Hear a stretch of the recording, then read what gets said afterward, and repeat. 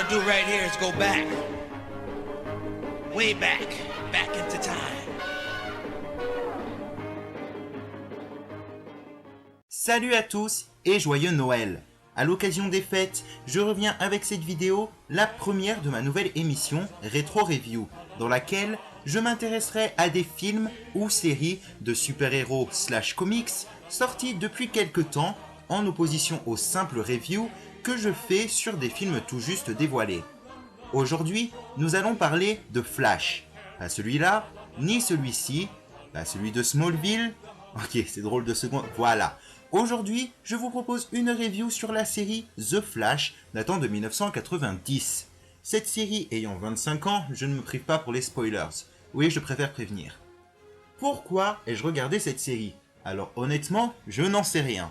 Probablement parce qu'actuellement nous entendons énormément parler de la nouvelle, et j'ai donc voulu me plonger dans la première adaptation de ce super-héros pour savoir ce qu'elle valait, mais également sachant qu'un certain nombre de références et clins d'œil y sont faits dans la nouvelle.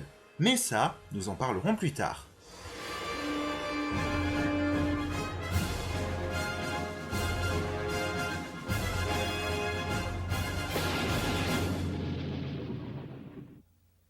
Parlons tout d'abord de la jeunesse de la série. À l'origine du développement de The Flash, on trouve deux hommes, Danny Bilson et Paul DeMeo. Leur série était diffusée le jeudi sur CBS en 1990. Mais les difficultés à toucher un public autre que les fans de comics et les horaires défavorables provoqueront sa fin dès 1991, au bout d'une unique saison. Suivez mon regard. The Flash semblait pourtant s'inspirer des films de super-héros de l'époque ayant marché financièrement et au niveau de la critique. Probablement Superman pour l'intérêt porté à la vie quotidienne du héros, mais surtout, et c'est très visible, le Batman de Tim Burton, sorti en 1989, donc l'année précédente. Cela se voit sur de nombreux points. Le ton sombre, le héros qui opère la nuit dans les rues de Central City qui se rapproche fortement de Gotham, mais aussi le thème musical composé par Danny Elfman qui a également fait celui du Chevalier Noir. Mais finalement, de quoi parle The Flash? Le Barry Allen de la série est différent de celui que l'on connaît actuellement, ne serait-ce que pour son âge.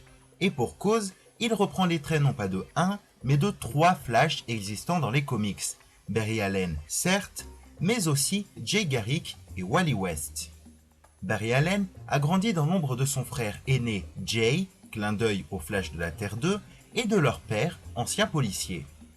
Si ses deux fils ont suivi ses traces en rejoignant la police de Central City, Barry a toujours montré sa passion pour les sciences, devenant médecin légiste, poste que son père sous-estime considérant que ce sont les policiers présents sur le terrain qui sont vraiment utiles.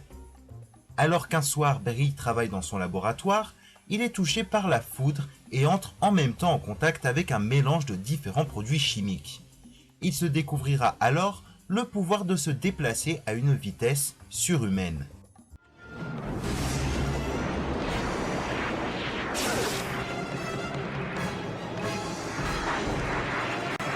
Rapidement, Barry entre en contact avec Christina McGee, une spécialiste du centre de recherche Star Labs.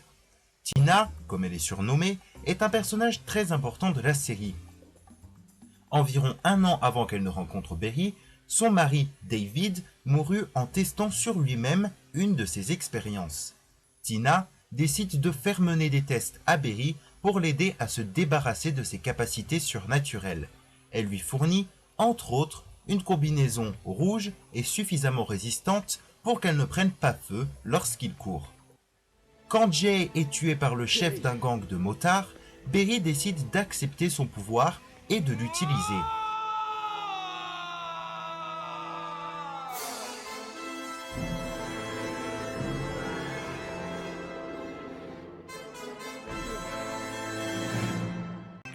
Il convainc Tina d'ajouter un masque à sa combinaison et devient The Flash, un justicier, un vengeur masqué qui combat le crime dans les rues de sa ville.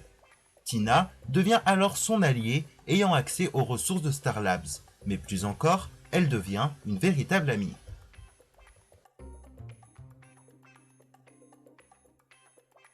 Ce que je viens de vous résumer correspond en fait au pilote de la série d'une durée d'1h30. Il sera d'ailleurs commercialisé en VHS, présenté comme un film.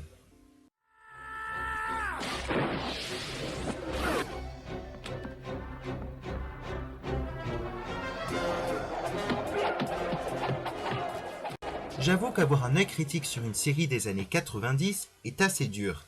Les effets spéciaux ont énormément vieilli alors qu'ils n'étaient déjà pas les meilleurs pour l'époque.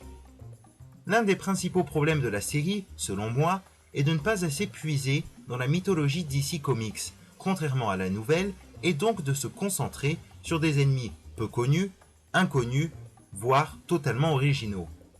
Ce n'est que dans les derniers épisodes que des méchants classiques des comics sont adaptés à l'écran.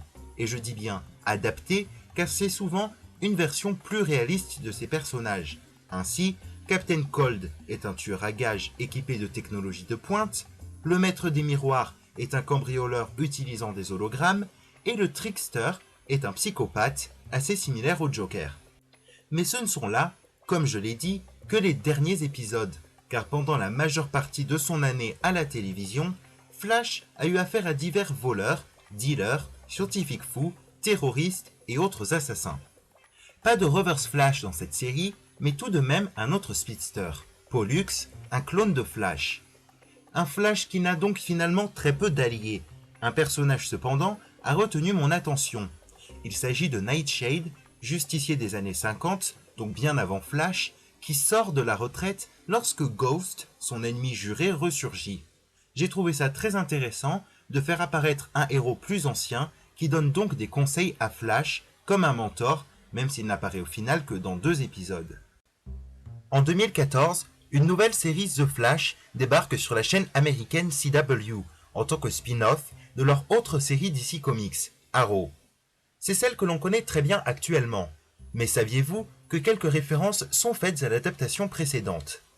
Tout d'abord, l'acteur John Wesley Shipp, qui avait le rôle principal en 1990, joue à présent le père de Barry Allen, emprisonné pour le meurtre de sa femme qu'il n'a pas commis.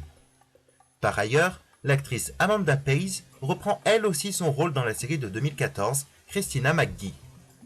Vous vous souvenez du Trickster dont j'ai parlé un peu avant? C'est un certain Jedi, Mark Hamill, qui le joue dans les 2 séries.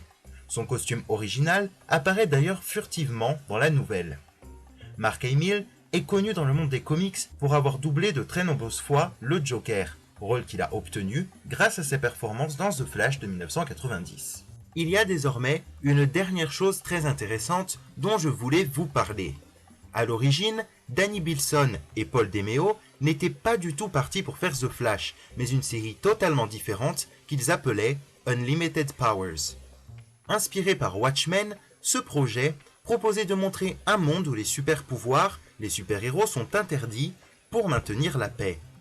Refusant d'obéir à ces règles, Flash se fait congeler et ne se réveille qu'à 40 ans pour découvrir que les super-vilains dominent à présent le monde. Si ce projet ambitieux ne fut pas retenu par CBS, c'est en partie parce qu'il proposait de réunir Flash, la fille de Green Arrow, qui lui aurait été tué dans le pilote, Dr. Occult et Block. Oui, Block. Réunir tant de super-héros à la télévision était inimaginable pour l'époque, contrairement à maintenant où à tous les niveaux, films et séries, les équipes sont très prisées. Le projet Unlimited Powers peut paraître étrange, mais je continue à le trouver plutôt intéressant. Enfin bref, c'est bien de The Flash dont je parlais dans cette vidéo que j'ai en fait terminé. Pour conclure, je dirais que The Flash de 1990 n'est pas à voir absolument et impérativement, mais qu'elle reste une série assez sympathique, même si certains épisodes sont clairement mieux que d'autres. Je vous remercie d'avoir visionné cette vidéo et d'avoir soutenu Night Owl en 2015. Je ne sais pas si je proposerai quelque chose de nouveau avant la fin des vacances, donc joyeux Noël et bonne année 2016.